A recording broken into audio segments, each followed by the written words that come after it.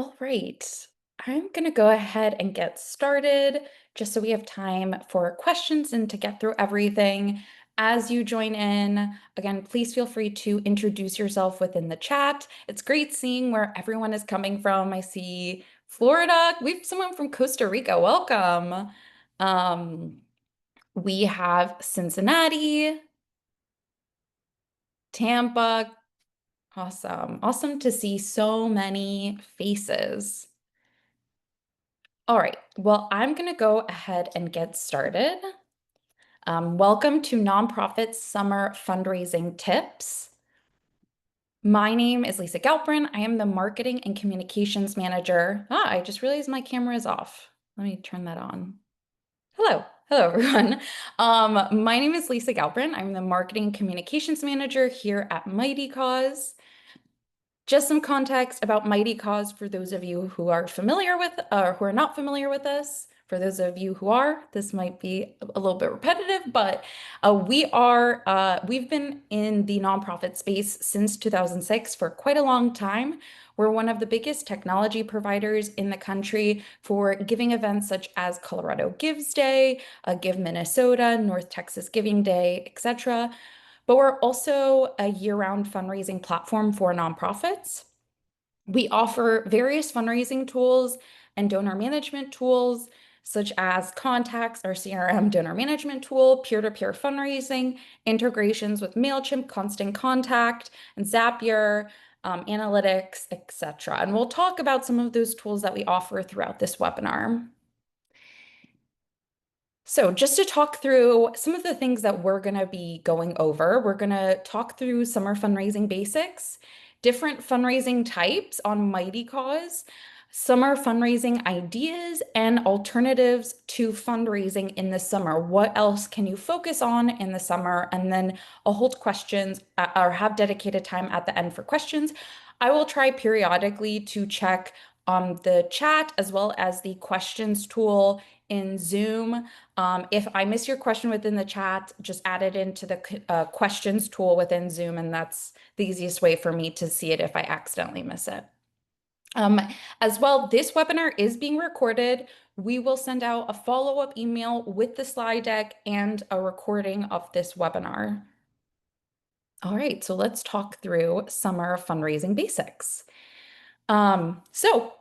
If you aren't familiar when actually summer takes place, it's technically starts June 20th and goes up until September 22nd. That always surprises me because we don't really consider end of September as summer, but that is technically the length of summer. And summer is always historically seen as a slower season for fundraising because spring and fall are very active in regards to fundraising. But this is an opportunity to still raise funds, and we'll talk a little bit about why. So, surprisingly, though, you may not know, but June is one of the biggest giving months in the year. So that is why you really should consider creating a campaign starting now, July, August. There are a lot of people that go out of town and are busy with activities and vacations, etc. But also, it's a perfect time in terms of the weather. It's the start of summer, end of the fiscal year for organizations and the government, and end of school term. So as well, summer is your opportunity to be creative. As I mentioned, it's warmer weather, which allows you to possibly hold an outdoor event and something that, doesn't have to cost a lot. It's also an opportunity to test the waters. So if you have been wondering if you want to experiment with something, this might be an opportunity to kind of test out if this is the type of campaign you want to do next year for Giving Tuesday or another spring campaign. This is also an opportunity to have, families kind of come together.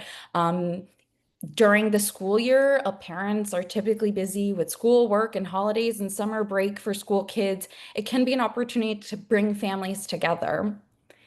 And as well, As I mentioned, spring and fall are notorious for fundraising periods, and having a campaign in the summer can be your opportunity to share your message and stand out in a different way compared to everyone else who focuses on spring and fall. So before I talk about fundraising campaigns or strategies in general, I always like to kind of talk about goal setting and knowing exactly what you want to do for your fundraising campaign in terms of what do you want to accomplish. I think this is helpful to always start at this foundational ground level because the world is your oyster and there's a ton of possibilities that, or a lot of different campaigns that you can do, which is great.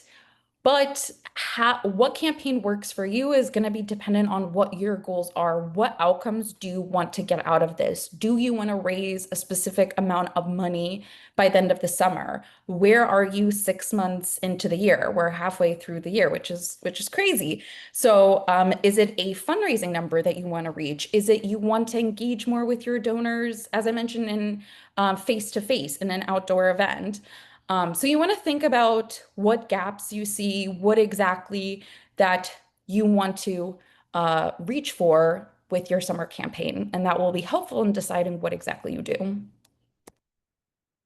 So I'm going to quickly talk about just some different fundraising types on Mighty Cause because that will provide a lot more context when I talk through some examples on our platform that will give you some ideas, but it's easier to understand kind of how Mighty Cause is set up when we go through those. So we have our traditional fundraising pages. These are pages that are dedicated to a specific program, specific initiative you may have. And I'll show some of those examples coming up. But these are really geared for a specific message that you want to get across to individuals and is really a call to action to just donate. So in addition to our just fundraiser pages, we also have peer-to-peer fundraising pages. For those of you that may not be as familiar with peer-to-peer fundraising, but peer-to-peer fundraising involves asking your support network, which could be your family friends, it could be your board members, volunteers, etc., to fundraise on behalf of your organization. And why is that so powerful? Well, it's a really great donor acquisition tool because your friends and family, your board members, your network is then sharing your campaign to their friends and family and to their support network so that they can support essentially your board members or your friends and family who are fundraising on behalf of your organization. And it's an opportunity to also share your story and to share, others can share why your organization is important to them. So with peer-to-peer fundraising, there can be a supporter page or a fundraising page like this, where an individual creates a fundraising page. This is something they would share with their friends and family, that their friends and family could go to and make a donation for that individual on behalf of the organization. We also have team fundraising pages, which is a group of, it's essentially taking multiple fundraising pages and putting them together. It's ideal for people who want to work together to hit a funding goal as a team. It can be competitive or it doesn't have to be competitive. As you see, there's a leaderboard here.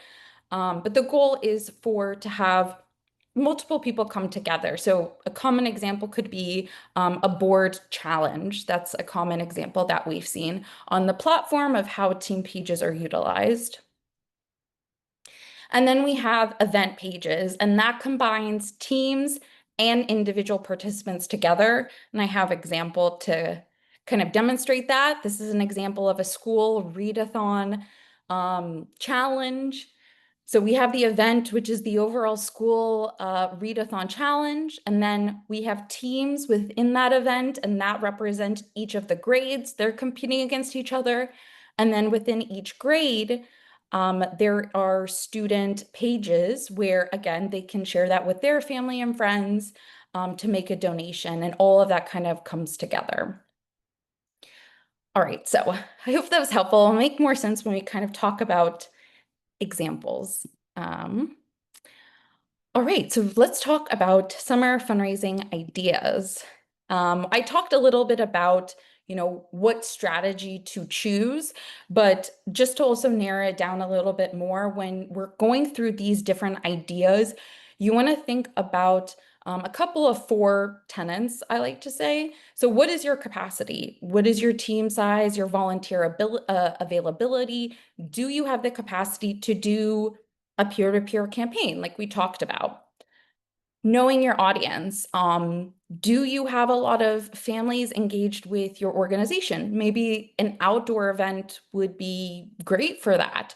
Do you have an older audience where an outdoor event wouldn't be great for them because in your area it gets pretty hot and indoor would be better. So knowing your audience is definitely key in terms of choosing. Budget and resources, being realistic about what's possible. And we'll talk a little bit about, what you can do without a large budget, but do you need a permit? Do you need to purchase anything, any supplies, create new assets? What do you need to kind of budget for, or what resources will you need? And then as well as the timeline, how quickly can you create or put something together? And is that realistic based off your timeline? So when I think of summer fundraising, I definitely, and you'll notice this trend, I think it's an opportunity to be fun and creative when it comes to your fundraising. You can tailor your ask around summer themes like community and restocking for fall or sunshine, etc. It's an opportunity to get outside. It's an opportunity to have people build camaraderie, come together, have people interacting, or possibly competing, which we'll talk about. So it's an opportunity to maybe have incentives for donating or fundraising or getting involved. So one of the type of fundraising summer strategies you can consider is a special date fundraiser. So a special date fundraiser is you can create your own day of giving around a summer, a date or an awareness month, and I'll show you some examples. Um, so this is an opportunity to bring your network, your rally, your community together, or other people that are connected to your mission, such as something that's connected to an awareness month or day, to fundraise. And what's helpful with this type of strategy is that it's an easy marketing communications tool because it's easy to kind of communicate, hey, this is Hispanic Heritage Month. For Hispanic Heritage Month, we're doing X, Y, and Z, and please show your support that way. So I've put some couple of dates together just as an example of some things to think about. I got these from nationaltoday.com, so you can go there to see more dates. But just a couple of key dates to shout out. July is National Ice Cream Month. We have World Refugee Day in June, South Asian Heritage Month in July. In August, we have Intersectionality Awareness Month and World Indigenous Peoples Day, Senior Citizens Day. In September, we have International Day of Charity, Hispanic Heritage Month, International Day of Peace. So here's just a couple of examples of different days that may correspond with your organization that you could utilize for a campaign. And so I'm going to show two examples of how an organization has utilized that. So this is the Auto-Inflammatory Alliance. They hosted a lighting ceremony in support of International Auto-Inflammatory Awareness Month in August. So in addition to asking for a donation, they invited members of their community to come to a public space where they would have a lighting ceremony. Everyone would have lights, and again, support the Auto-Inflammatory Awareness Month. So again, something that doesn't have a high cost, and can bring community together and connect it to your specific mission and cause, and can also encourage people that don't have a direct connection that maybe deal with auto-inflammatory issues, could come and support your organization. And it's a great communication talking point. This is the Domestic Violence Awareness Month. women's advocates fundraiser. So Domestic Violence Awareness Month actually takes place in October, but this organization started their fundraising a bit early, and started talking about this Awareness Month now so that they can start fundraising for their goal $200,000 before the end of the year. So again, they're kind of using this Awareness Month to really drive home their mission and their cause, and to reach their goal of $200,000 by the end of the year. So just a couple of examples to also get you brainstorming about what you could possibly do regarding a special date fundraiser. So National Parents Day, you could have a family-friendly event at your nonprofit. You could plan activities for kids, parents, your facilities. You could host a host an ice cream social competition for National Ice Cream Month. Participants can create their own ice cream and attendees can donate to vote for their favorite. 4th of July, a National Grilling Month. You can invite members of your community for a barbecue or potluck community event. In an International Day of Friendship picnic, you could reserve a public space and encourage people to come and picnic and also donate for a good cause. An International Youth Day talent show. So create a talent show where attendees donate and vote and support their favorite acts. So in addition to creating a fundraising campaign that's kind of tied to a specific date, you can also consider spotlighting a seasonal initiative that you're working on. You can utilize summer as a natural backdrop to a specific program or service that you provide that's relevant during this time of the year. So it could be maybe you have a summer meal program or youth enrichment activities during this time of the year. You can tell your story of what your nonprofit does by focusing on that particular program. And that also helps in terms of urgency for your campaign. I think it's also always helpful to provide a tangible donation experience of kind of showing how supporters' donations can make an impact, with donation descriptions such as, for $50, you are supporting our summer program for one student.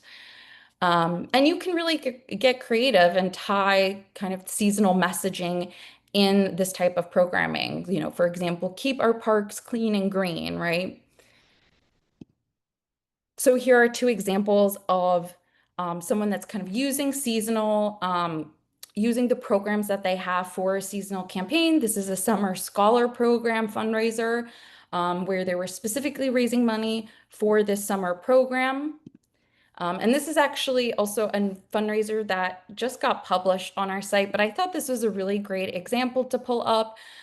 They are doing Sustain the Bail Fund, a summer 2025 campaign. And what I really liked about this example is they have a specific goal. They are trying to raise $20,000 by the end of the summer so that they can bail 20 to 25 people out of pretrial detention. So they have a specific numerical goal, but also a specific overall goal of what they're trying to accomplish before the end of the summer. So again, using the program and initiatives that you have going on as a specific campaign. All right, I'm just going to pause and check for any questions. Okay, there's a question about peer-to-peer. I'm going to hold that because we're going to get into peer-to-peer. So we'll discuss that a bit more. All right. So another common type of fundraising campaign, especially you'll see during the spring and the summer, is a fundraise-a-thon. And this is where the strategy of peer-to-peer fundraising comes in. And really, the ideas are endless. Being at Mighty Cause, I've seen so many different thons before: write-a-thons, read-a-thons, art-a-thons, dance-a-thons, any thons you can think of, I've seen it. So you can find an angle that fits your cause and makes the most sense. As you saw in the example for a school, they did a readathon.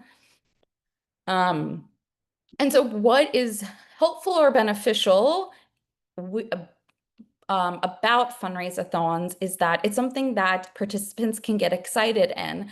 It's an event, it creates enthusiasm and motivation for participants.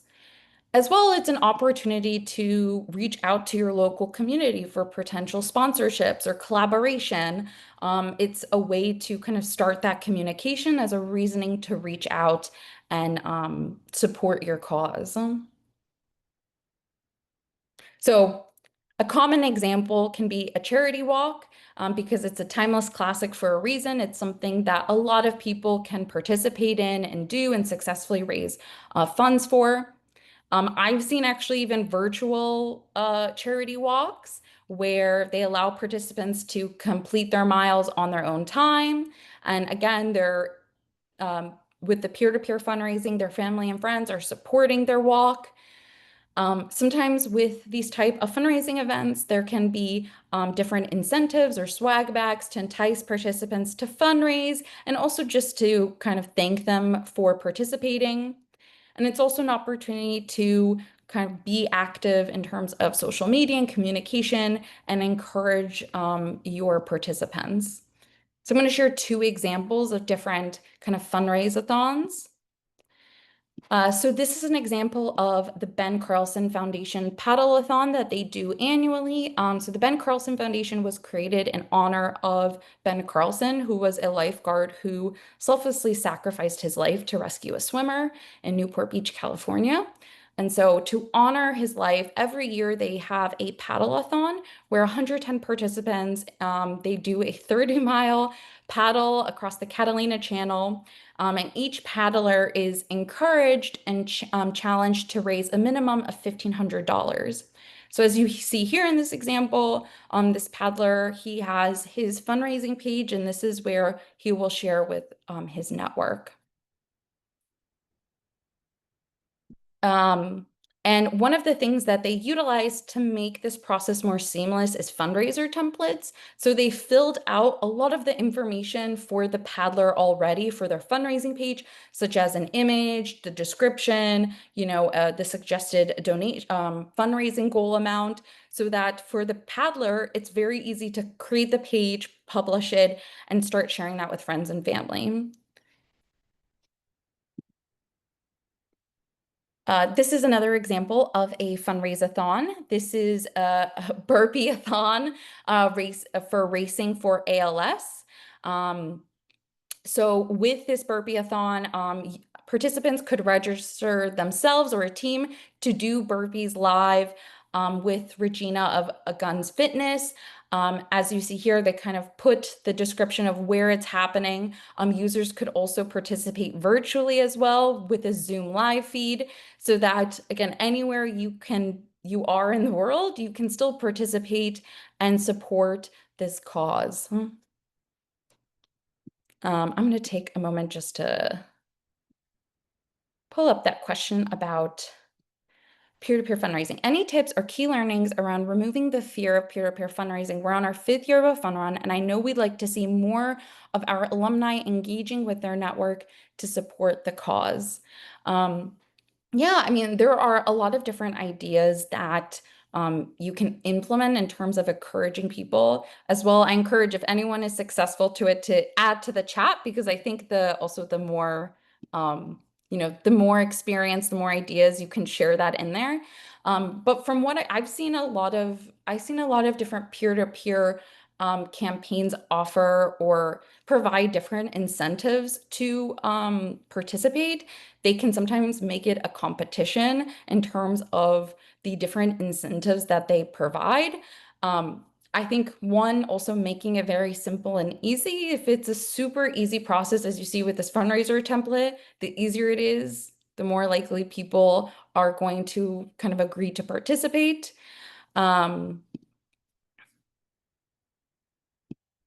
Sorry. And so where was I? So yeah, I have a couple of examples coming up of different peer-to-peer fundraising pages and how they engage their participants that I think will be helpful in further kind of sharing of how to engage alumni a bit more. But before I also move through, I think what's also important is if it's specifically alumni of an organization, I think it's helpful to also hit home. Again, this is why I always talk about what is your goal? If your goal is, let's say you want to have, if you have a program, you want to sponsor 5 more people to join the program and become eventual alumni, that's a really great talking point and motivation to have people participate if they know, hey, this program is really successful for me. This was really helpful, and I want to continue to support. So I think that's where also knowing what exactly your goal is and what you want to accomplish for it and what can donors see from their impact is also helpful. So something on Mighty Cause that we have as well is an Eventbrite integration. So if you have a ticketing portion of your event, you can integrate it with Eventbrite where users can then go and purchase their tickets and then be redirected back to Mighty Cause to complete their fundraising page. If you utilize a different ticketing platform, you can still, create your ticketing the way you want it. It would just be a two separate process where they would complete their ticketing there, and then you would just have to direct them back to Mighty Cause. This Eventbrite integration just makes it directly on your page with a register button. So additionally, something that we also provide is text to give. So if you do have a live event and you don't want to have a computer station, you can have a QR code, but you can also have a number, a keyword that users or attendees can text, and it will send them a direct link to make a donation. So here's just an example of a possible sign that you could have: Furry Friends 24 and the phone number, and this will send them the link to donate.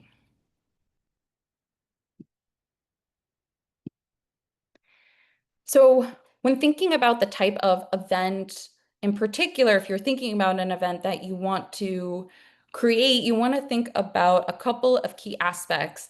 Community engagement. Events really bring people together and face-to-face interaction with your supporters. It's going to create a stronger relationship and deeper relationship with your supporters. As I mentioned, in terms of cost of an event, you should work with what you have. I volunteer for a nonprofit, an all-volunteer nonprofit organization, and we have hosted events at our local public park because it's completely free for us to do that.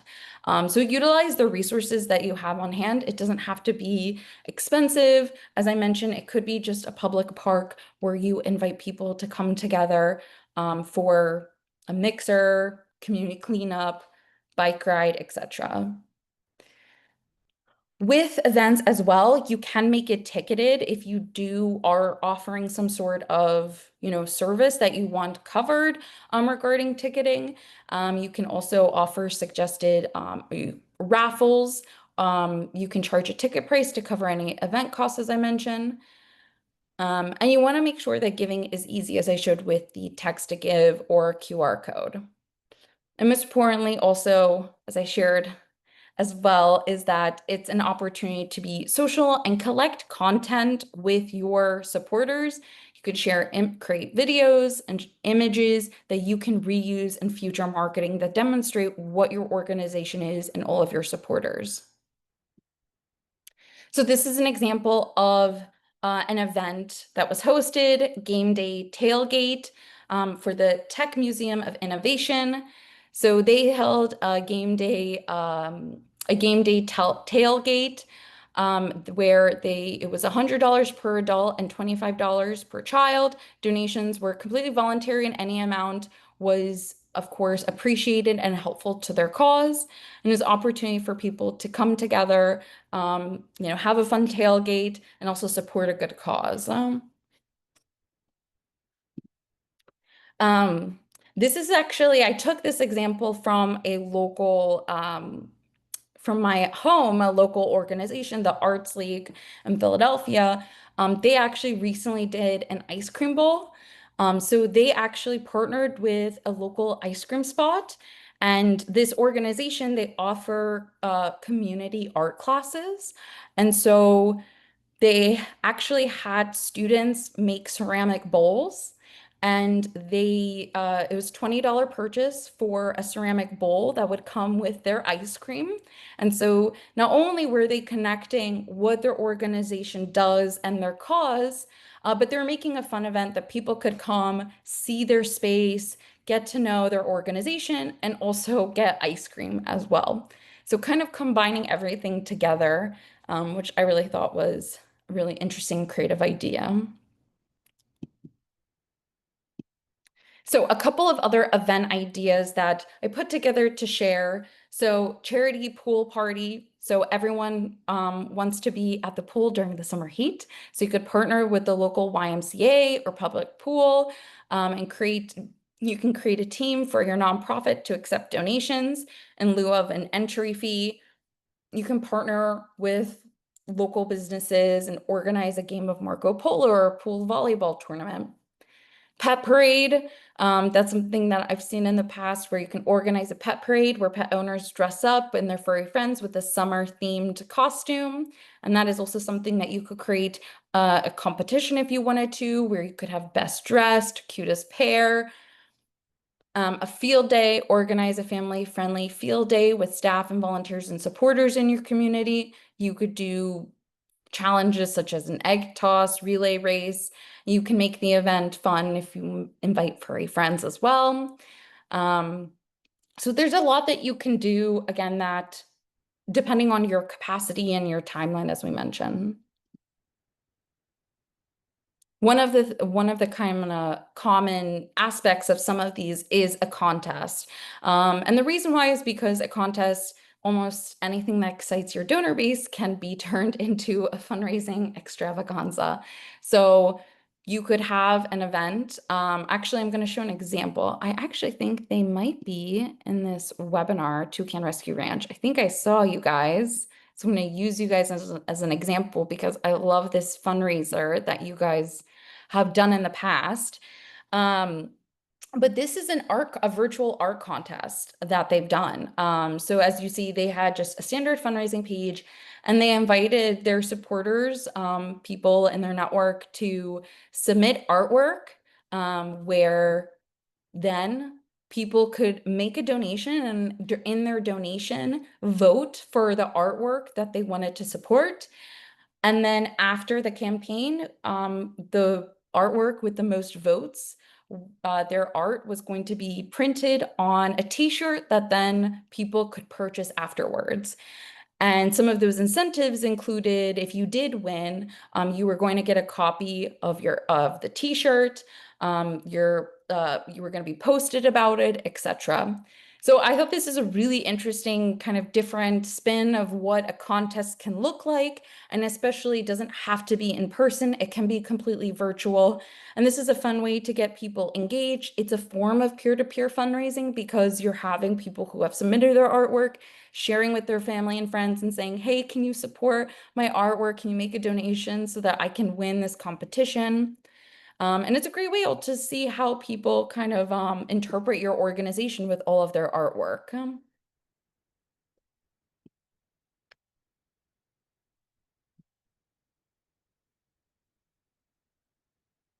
All right, so some alternatives to fundraising. So in addition to fundraising, you definitely want to also think about your communication during this time of the year. This can be an opportunity to maybe also send a fun summer themed email series. As I said, we're 6 months into the year right now, which is crazy. This is a really great opportunity to kind of see what have you accomplished so far in the year? What are the milestones that you want to communicate, that you want to share those impact stories and highlight within your social media? So a couple of other things that you can focus on during this time of the year, because it's an opportunity to kind of focus on things that you may not have time to focus on when it comes to fall. Um, So, enhancing your donation experience, you want to look back at the year so far and evaluate, as I mentioned, how your nonprofit is doing. Is there anything that you're missing from your donor base? Are you collecting the right data that you need? That's sometimes an issue that I have found that some organizations have is when it comes to evaluating their data, they're not collecting it to evaluate it. So, are you collecting that data? What data do you need? Is there a question that you want to add to your donation flow that will help you and understanding your donors more? It's a perfect time to reflect on your metrics, um, and how you're pacing towards your end of year goals. It's also an opportunity to review your website. Is your online donation form, is it too difficult to find? Is it too difficult to navigate? Is it mobilized for mobile? Or, are you possibly losing donors because it's hard to find? So you want to do an audit of your online donation form and make sure that it's working correctly and that you think it's very clear for where donors can go see. Because the time that you spend focusing on this now, you don't have to focus in December or end of the year when it's going to matter the most. So, as I mentioned kind of in the last slide about communication, nurturing donor relationships, this also can be an opportunity for you to just pick up the phone and call your major donors. As I mentioned, we're 6 months into the year. So, what are some of those milestones that you want to communicate? And you can take advantage of this time to do so. And so, review how best to segment your donors. You may want to consider when segmenting what are some of your donors' motivations? What are their impact? And maybe thanking new and returning donors. Maybe there was a promise that you made during Giving Tuesday or end of year last year. This is a really great opportunity to check back in and say, hey, our goal last year for Giving Tuesday was to raise $10,000 to, provide 100 backpacks for children of need. This is what we've been able to do so far. By the end of the year, we're trying to do X, Y, and Z. This is also an opportunity to start planning or looking at your fall communication, which I know it's crazy to think about fall is also around the corner. So you can take advantage of this time to think about what do you want to do for Giving Tuesday potentially? What goal do you want to have? What is that campaign going to look like? So you can start prepping for Giving Tuesday and just start, again, collecting that data and start thinking about what kind of campaign would you want to run?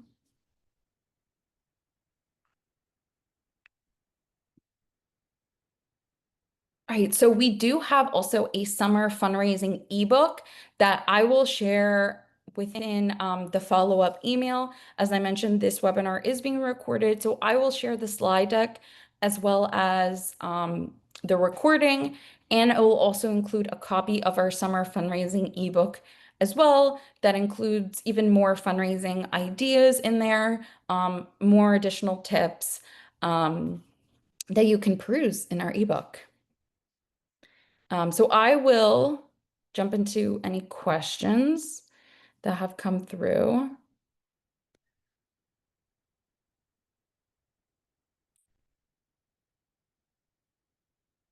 Um, so yeah, Carolyn, you wrote that you've done a lot of the things mentioned in the session. You've got teams, incentives. We've created copy and paste champion documents, but can't seem to get them to actually engage.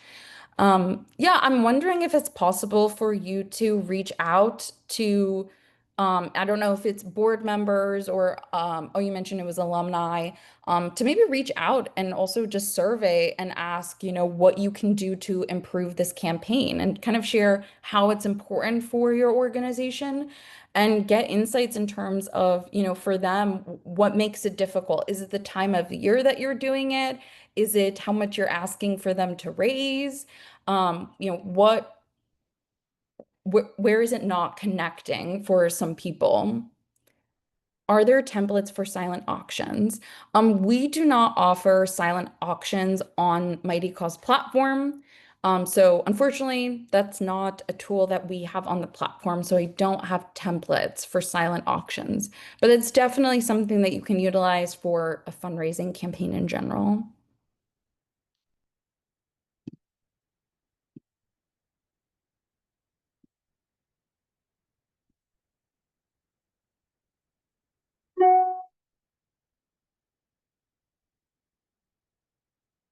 I'm just looking back. I don't see. Yeah, of course. I see, Carolyn. Yeah, of course. More than happy, to I can think about a little bit more and reach out directly to you if there's anything else I can think of in terms of, what else to motivate. I can ask my team as well for any examples and get back to you on that. But yeah, sometimes, I mean, that's some of the difficulties with peer-to-peer fundraising sometimes is that, I've heard this from different organizations. For example, board challenges, it can be hard to motivate board members to actually get involved and invested. Um, and so, it's definitely a struggle. And for different audiences, it's going to be something different as to what actually encourages them or what motivates them, whether that's the actual activity that's happening, the incentive, the actual mission, again, the time of the year. It's gonna vary for different people, but I definitely think maybe asking a couple people of, what exactly isn't clicking might be helpful in helping solve that issue for you.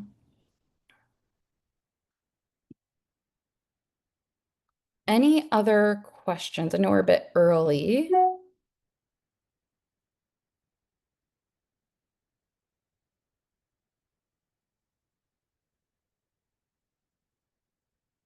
Okay. I don't see any more. So I hope this was at least a helpful brainstorm opportunity to think through of some possible different campaigns that you could have. As I mentioned, I will send the slide deck in an email with the ebook and the recording. So if you have any other questions, please feel free to reach out. More than happy as well. When the Zoom webinar ends, there's going to be a survey that pops up if there's any other topics that are going to be helpful for us to cover in a future session that you think is helpful, please let us know. Well, actually, let me share just a couple of resources that we have. So we have a support library. You can go to our webinar page for future webinars, as well as ebooks or our blog. I mentioned the follow-up email, the survey. If you have any further ideas or topics that you want us to cover in a future webinar, let us know. As well, if you're interested in chatting more with us or interested in Mighty Cause, you can let us know in the survey as well. All right, well, thank you so much, everyone. I really appreciate it. Oh, sorry, there's two other questions that came up, so let me quickly get them. What would you recommend for a new development director to do during the summer to get going? Um, I think it depends on the context of your organization. Is your organization brand new or are you new to the organization? I think that will vary on that answer. If you're just brand new to the organization, I would say this is a good time to start preparing for what you want to do in the fall.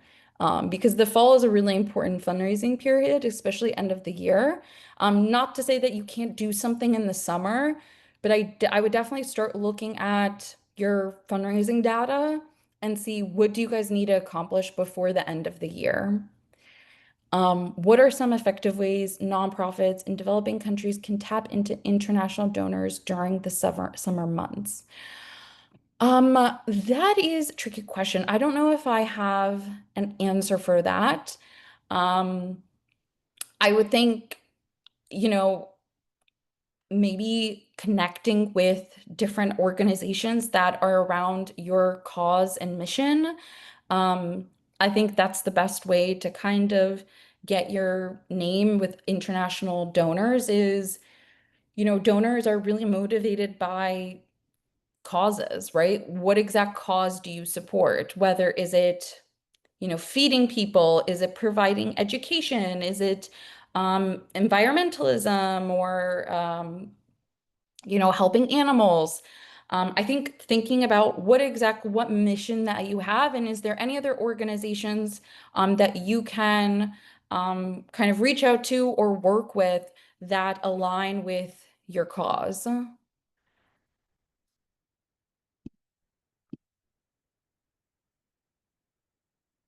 Okay, I don't see any other questions, so I will go ahead and end that here. So thank you so much, everyone, and I hope you have a great rest of